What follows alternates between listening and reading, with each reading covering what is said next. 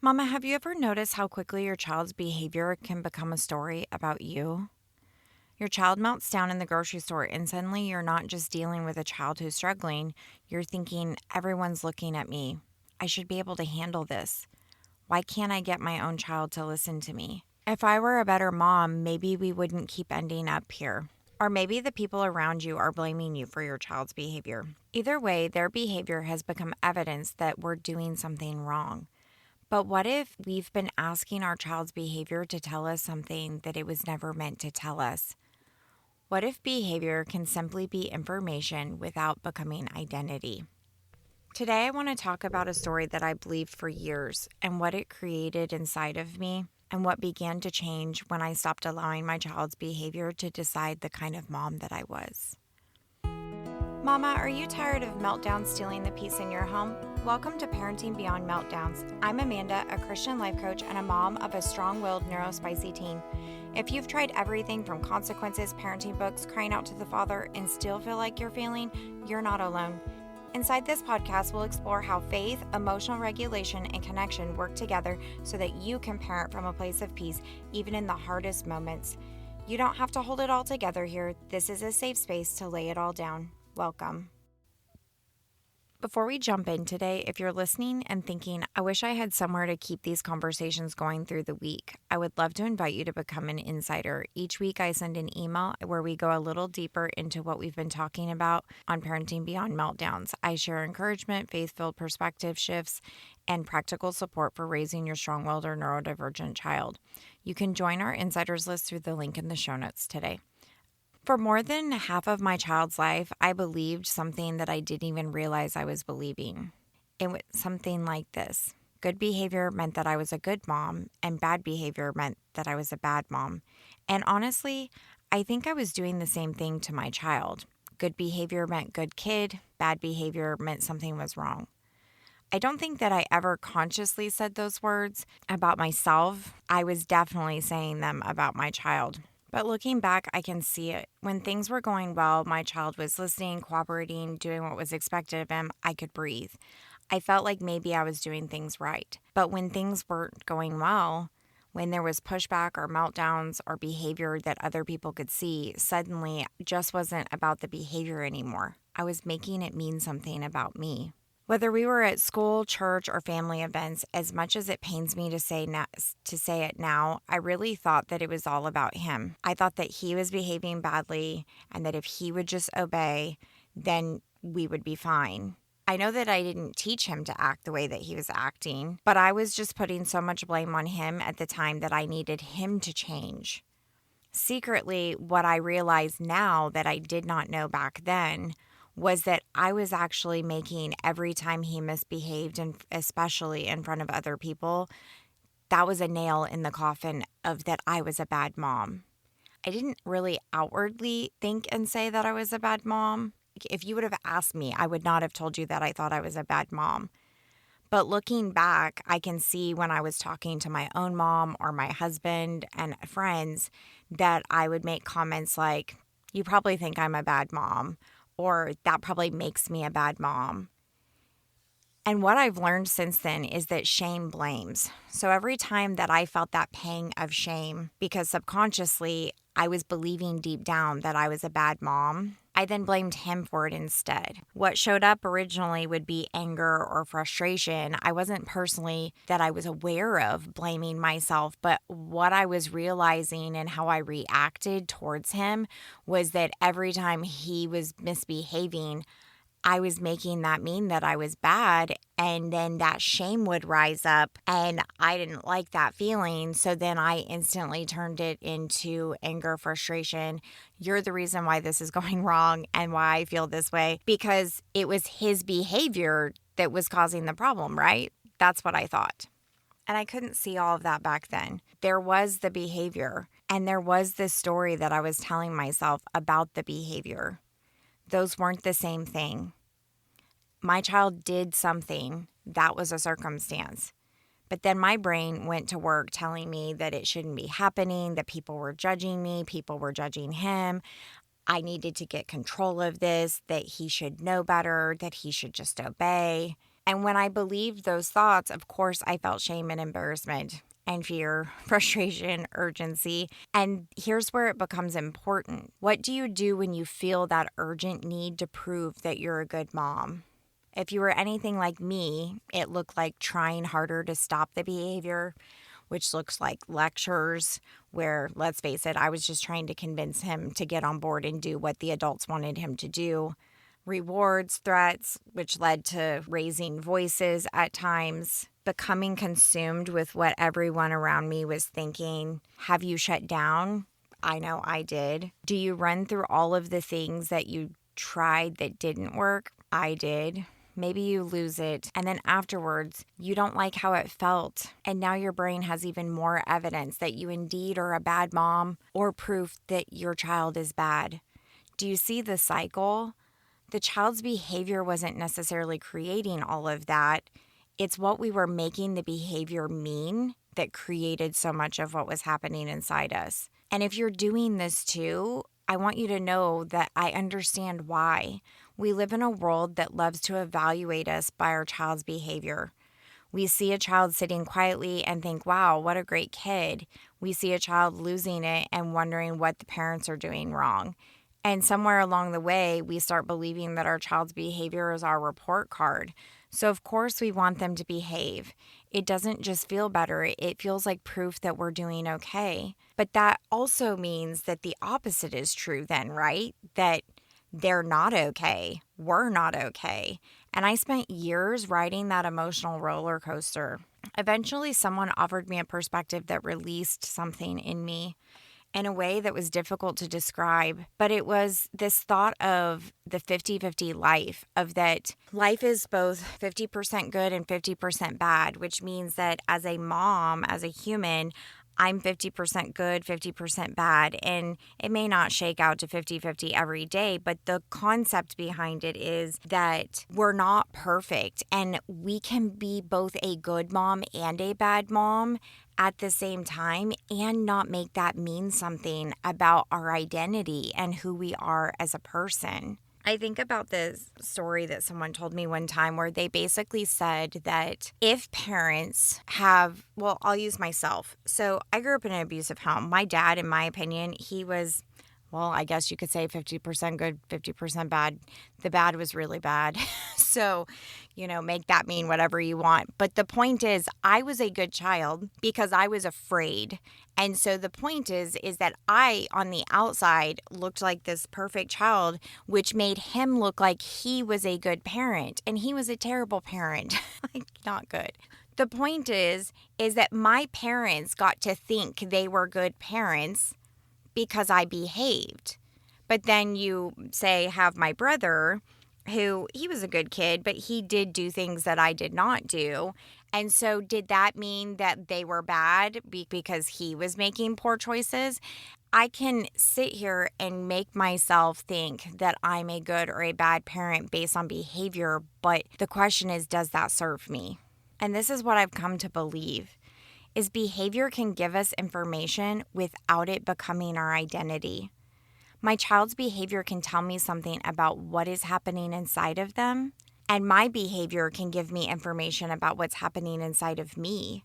And that behavior is evidence in how I react. But neither one of those have to become a verdict of who we are as a person. And that's a very different way to look at a meltdown. Instead of he's acting terribly, what if I became curious?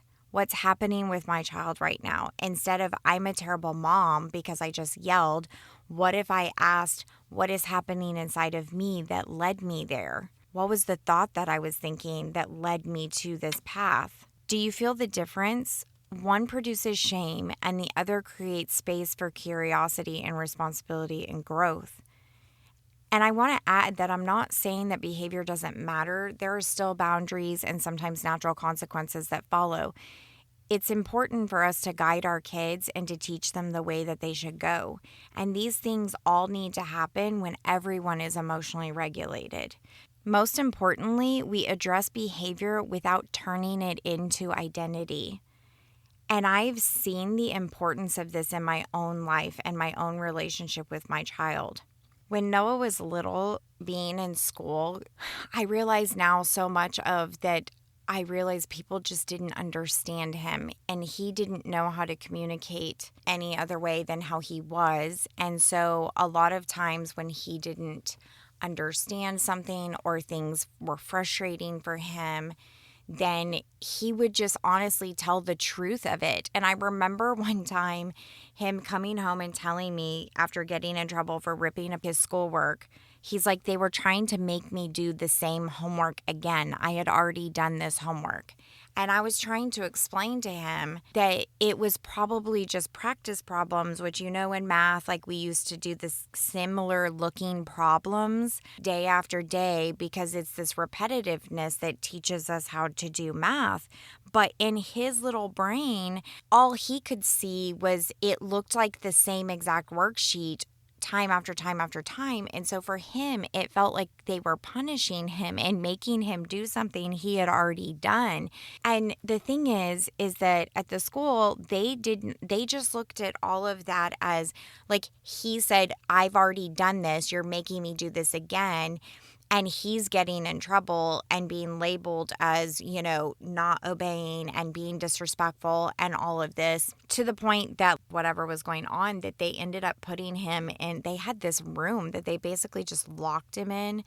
And I don't honestly remember if there was a lady in the room with him or not, but there were room they built off of the hallway that was it was a small little angled room with a door and no windows, nothing. And I don't know if there was a desk in there at one point, but they took it out, I think, because he was upset.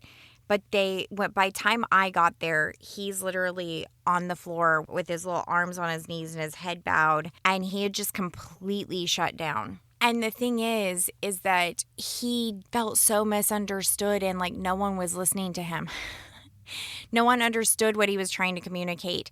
And let's be honest, at that age, they're usually communicating a lot through behavior that looks disrespectful, looks defiant, and we've labeled it as all of those things, which I get and I understand, but also behavior is communication. I wish I would have known this when he was that age, because the teachers definitely did not know it.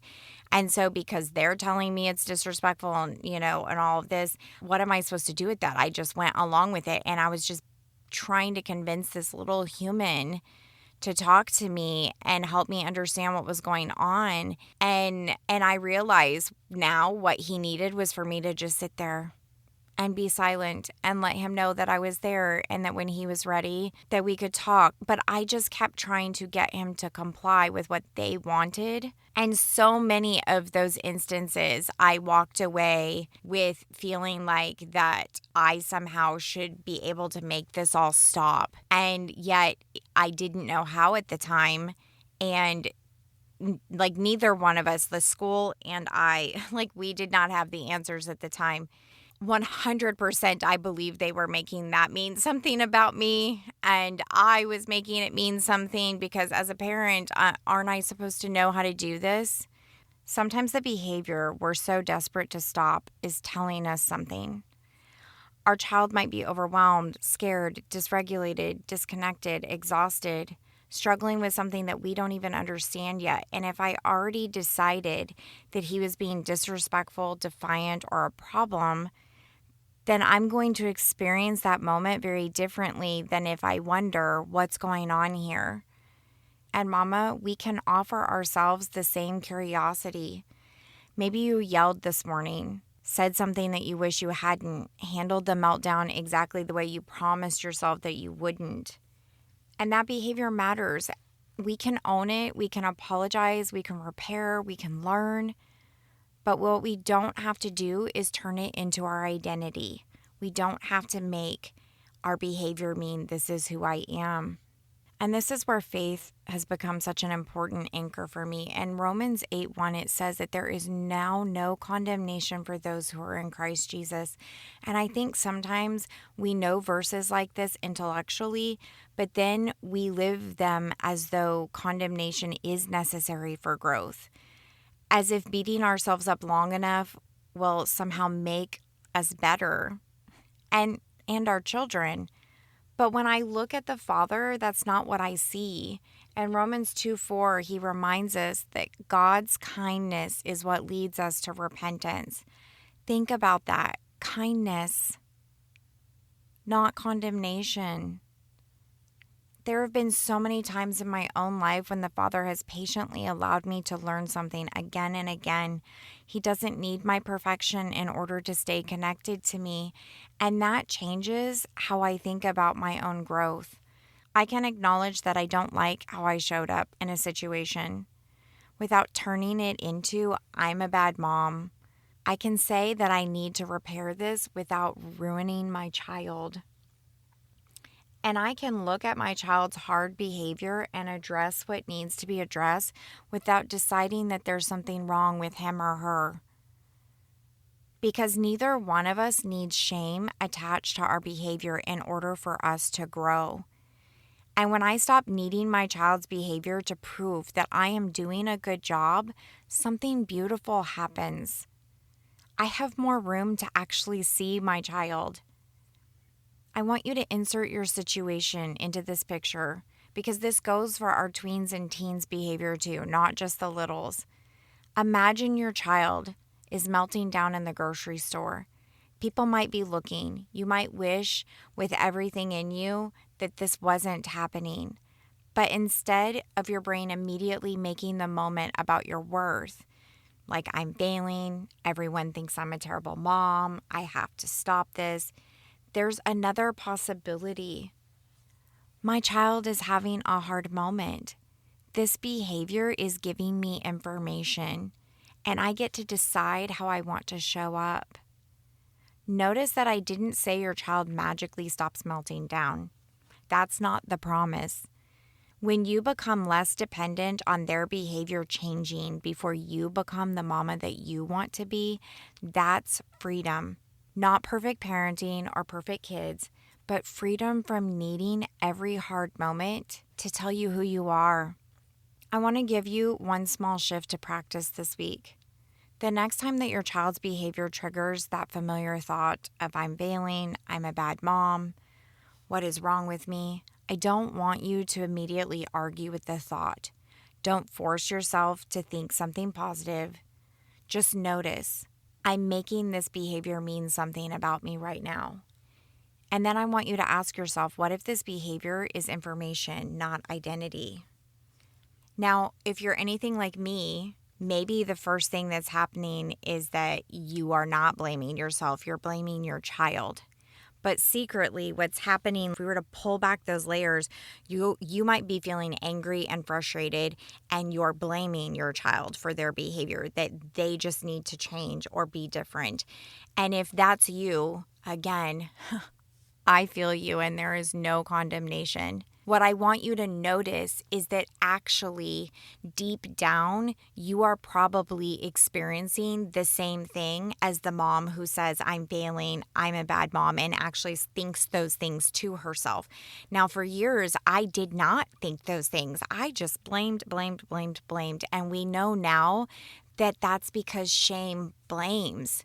So when we feel shame, we actually turn that onto someone else because we don't like that feeling. So a lot of times that looks like us getting angry and blaming our child. I want you to notice that if you're blaming them, can you get to the layer where you realize that the reason why you're blaming them is actually because you are making it mean something about you? So that goes back to, it's like, what am I making my child's behavior mean about me right now? And then again, whether it's for you or your child, what if the behavior is information and not identity? It's information about what's happening within your child. Your reaction gives you information about what's happening inside of you. Getting curious, because curiosity gives us someplace to go. Shame usually keeps us stuck. And mama, your identity was never meant to rise and fall with your child's nervous system. Your child can struggle. You can struggle. You can both have moments that you wish you had done it differently. And you can still return to the Father, return to one another, to repair, to learn, and to grow. Mama, if you've been listening today and thinking, okay, I can see that I do this, that I make my child's behavior means that I'm a bad mom. And I know that I need to stop doing that. Here's what I want you to consider. Knowing that thought that's keeping you stuck and actually changing the pattern that you've practiced for years are two different things. Like I shared today, I spent years measuring myself by my child's behavior. Good behavior meant I was doing okay. Hard behavior meant that I must be doing something wrong. And I didn't need another person telling me, Amanda, just stop thinking that way. I needed to learn how to recognize the stories that I was believing and understand what they were creating inside of me, and then begin seeing those moments differently. And that's so much of the work that I do with mamas in Anchored Mama Coaching. I want you to imagine what could change if the next time your child melts down, pushes back, or slams a door, that you don't have to immediately make that mean that you're failing. Instead of shame, anger, or frustration taking over, you have room to get curious. Instead of desperately trying to control your child's behavior so you can feel okay, you can decide how you want to show up.